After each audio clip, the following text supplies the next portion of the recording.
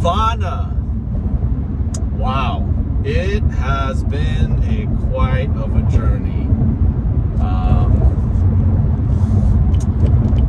I don't know where to start, but it's been 8 years that I've been practicing mindfulness awareness. And we'll talk about all those in just a moment here.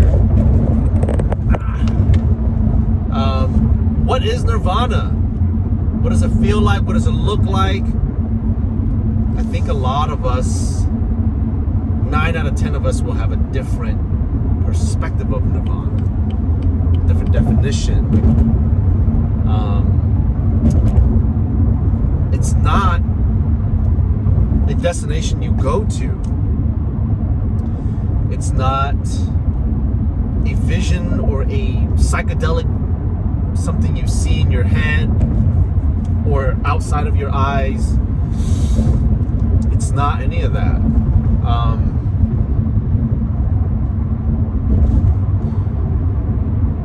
Sorry I'm speaking so slow. I just have to articulate things into words, into different types of words from the practice. Because in the practice, you use a set of different terms which can be confusing. So, what is Nirvana? I think in simplest terms, maybe a 2 bullet point way of defining Nirvana is, in a very matrix terminology, in a very preconditioned terminology, people call it's a state of mind. Yeah, you could say that still, but how do I put my perspective into it and use my own words here? Nirvana is living a life with 5 of your aggregates. 5 aggregates. 5 in Buddhist is called 5 poison. In the Tibetan Buddhism practice is called the 5 poison. How do we empty those 5 cups? How do we empty those 5 cups? How do we empty those 5 poison? And if you're wondering what the 5 poisons are right now, the 5 cups, it's your input system. It's how we intake data from the world, the matrix realm we live in, this physical realm we live in. Those are what you see, what you hear, what you smell, what you taste, and what you feel, which is also known as body consciousness.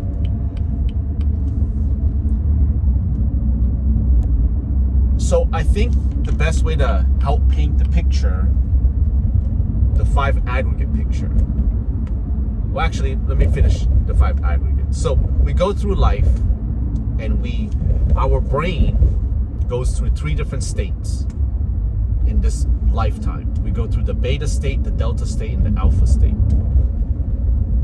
The beta state is auto learning. That means your 5 input systems are auto intaking information constantly, all around the clock.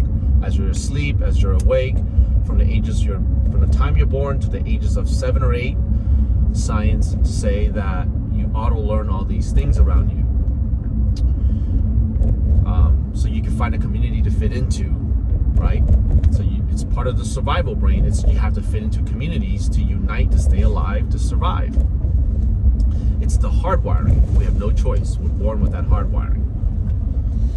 Then we go through life with these data that we've intaken for the next 95% of our lives. If we don't realize what we're doing, what's happening in this brain, we live with the 10% brain, they say, which is the RAS brain, which is the reactive auditory system brain, which is the very reactive part of the brain that helps us react in life to fight or flight situations. Meaning if there's a gunshot, you don't think about it, you don't have to consciously process it, you just run, you duck, you find cover. It's a reactive auditory system. And you can't recall every bit of the moment because you're not thinking in that moment. It just happens so quick, right?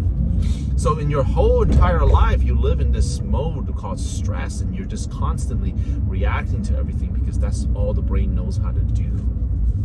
Okay? So try to follow with me here, because it's going to get a little bit it's going to break up into multiple facets of explanations, but I hope to try to tie it all together with you. So we now know there's a beta, delta, and alpha state. Okay. So the beta state is auto learning. You're constantly auto learning.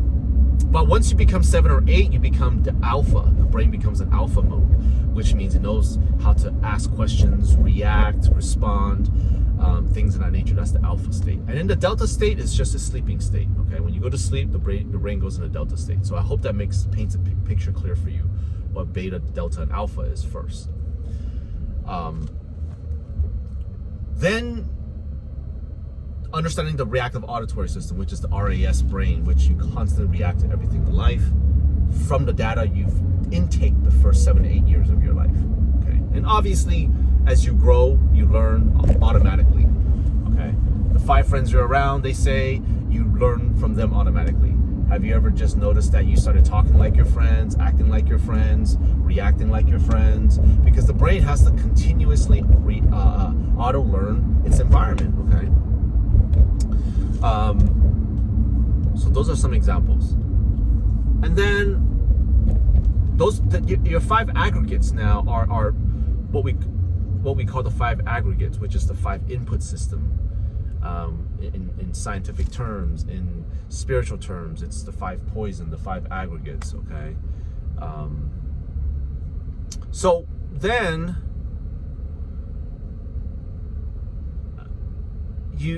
once you have these, then the next question now is, were you able to select where you were born, what country, what state, what city, what nationality, what culture, what religion, what anything? Okay, so the question now is, let's think about that. We were never able to choose where we wanted to be born and in what religion or country or city or family or nationality. So you have no option in this point. You were just given life. You started using the delta brain, which is auto learning everything around you, and then all of a sudden you just start to react out of the reactive auditory system brain for the next 95% of your life. So Nirvana is living with your 5 aggregates empty right now. You unlearned everything. You're almost seeing life. You're seeing through life now because you're no longer blinded by everything that was given to you. Okay, so I hope we're getting somewhere. I hope it's starting to paint some picture of what Nirvana is in a very simple way of kind of painting the picture for you right now in these different scientific terms, spiritual terms, the different subject terms. Okay, so I'm not going to get into the practical practices yet. I'm just talking about Nirvana and how to practice this and what is it. It's really just living in a world, in a state of mind where your 5 cups are empty and you can see through this. Okay, and let's talk a little theory here. Here's a little analogy. Okay, when you're born, you have this light in a box. This light. No box yet. It's just a pure light, like the sun, exposed. Okay, like the sun beating on my hand right now, it's hitting me. The sun is the Nirvana, is our true self. Okay, there's another word for Nirvana. You can say it's the true self. Okay, it's your true self. So this light is your true self. Okay, this beaming light is your true self.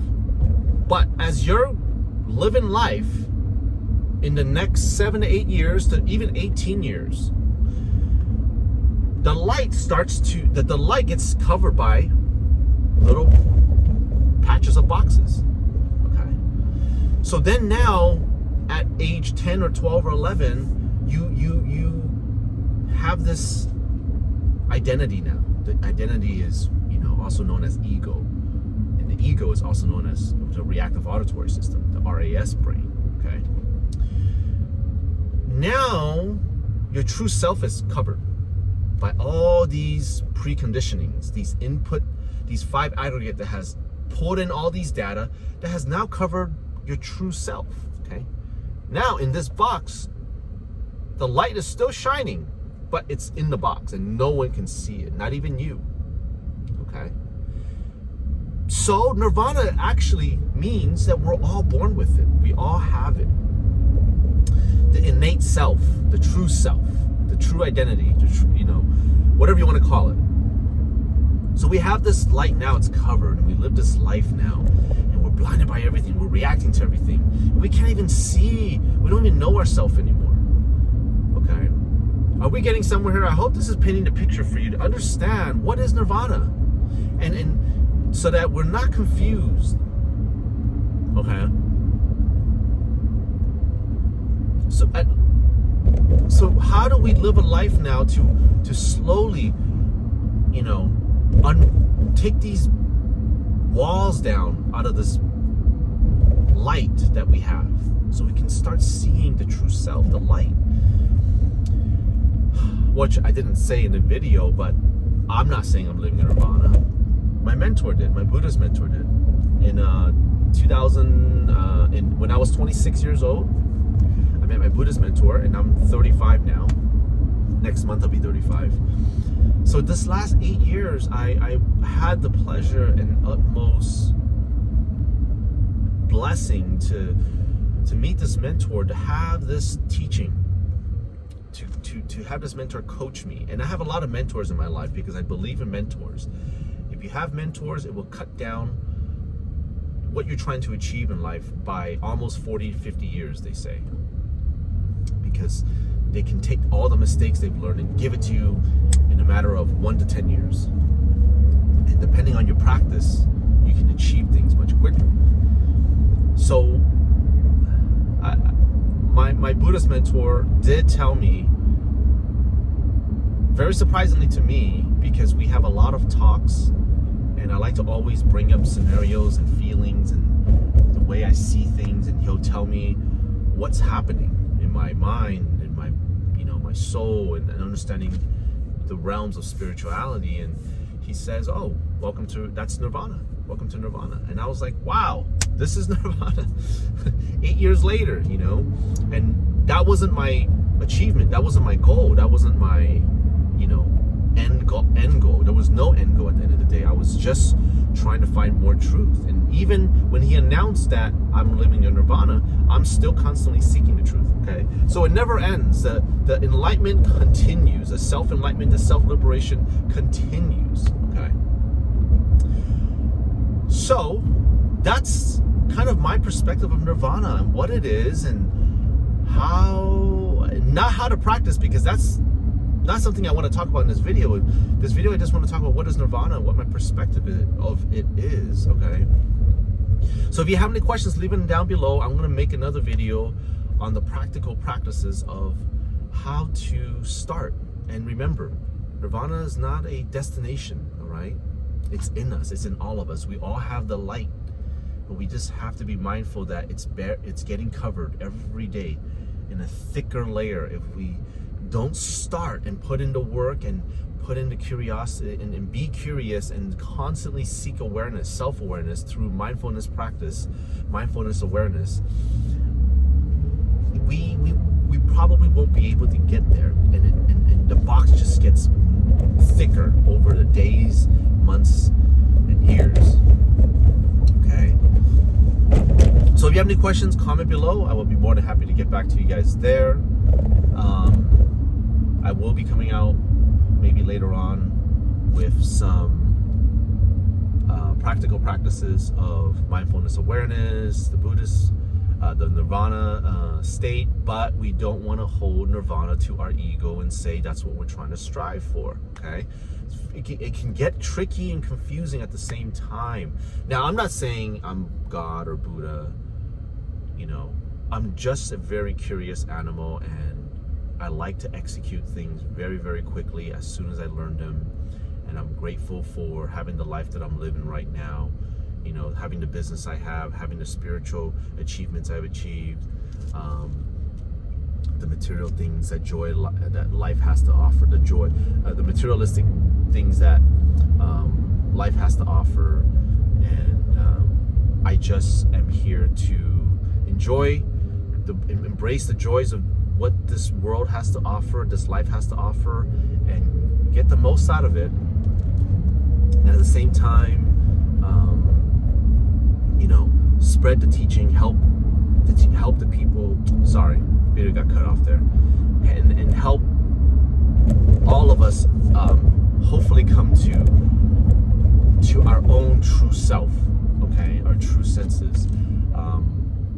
I've been wanting to make this video for a very long time, which I wasn't able to because, you know, I wasn't ready for it.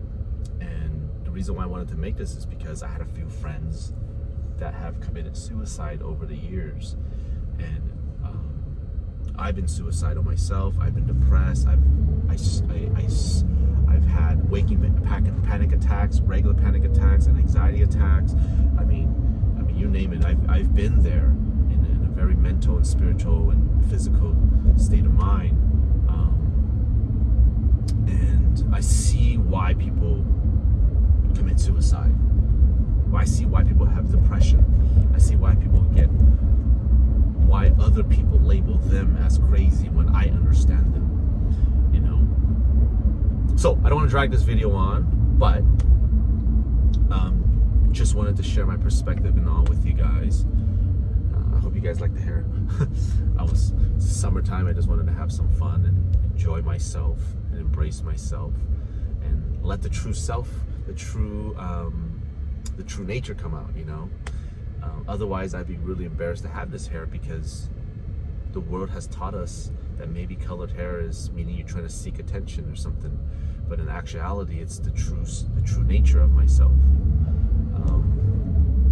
Anyway, I hope that you got this video gives you some better perspective, okay, clearer light. Maybe changes your perspective a little bit. Be careful that what your true vision was about the definition of Nirvana, and just because I said this now and you watch this in the Matrix, you now may have a different perspective of it, right? So that's the first mindfulness awareness, that hey, that based on the world, it changes the way we see things. I'm not telling you that you have to take my perspective. I'm just sharing my perspective, and it makes sense to you, great. If it doesn't, great as well too, right? We all have our own perspective, but that's the life we live in. We see things, hear things, taste things, touch things, feel things, and then all of a sudden we realize we're a different person. We're no longer a true self, you know. And I'm just sharing with you today my true self, my true nature, my perspective of my true nature. So anyways, have a great day. Stay safe in this COVID here. I got my mask. Hope you guys have yours too. Another Matrix, right? All right, guys. Stay safe. Leave your questions below. I'll get back to you guys there when I can. Bye.